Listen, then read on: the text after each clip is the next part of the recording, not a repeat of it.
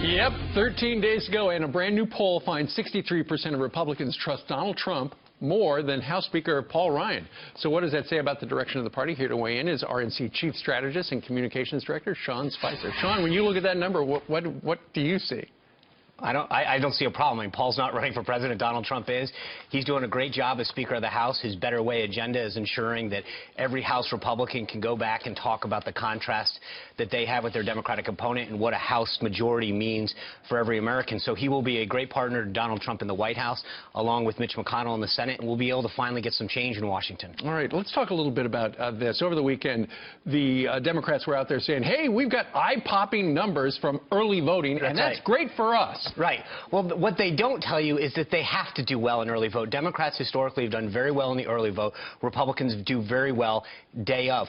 What they're not telling you is that they're not doing as well as they should be. So let's go through the numbers. In Ohio, where Obama did very, very well in key counties, the counties that he did well in, Franklin County, they're down 32%. Hamilton County, down 8%. Montgomery County, down 10%. Summit County, down 18%. And then you go to a state like Wisconsin, where you look at the top Republican counties, and this is good news not just for Donald Trump, but for Ron Johnson, is that Waukesha County up 28%, Washington County up 25%, Ozaukee County up 49% for Republicans returning early ballot. You go down to Florida, we have a 9% lead on early ballot, including a really big lead in the key I-4 corridor district. So in these key battleground states, not ignore, take the polls aside for a second, where people are actually voting, and I hate to tell this to the Dems, but that's actually what matters, is that Republicans are doing much better in early vote than the Democrats. They need to crush it in early vote. They're not doing it. I got a phone call from somebody who was voting in Boca yesterday. Early voting, that's Debbie Wasserman Schultz's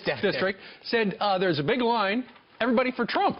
Well, that doesn't portend well for the Dems, does it? You have a key district that what that says is people are ready for change, doesn't it? You have a heavily Democratic congressional district.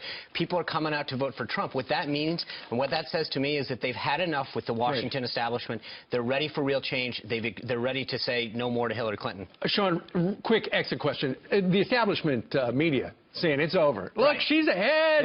Look at this Washington Post thing. It's over. Don't vote. Don't do nothing. She's good. And again, that's what they don't want to talk about is what I just talked about, where people are actually voting, what the real results are.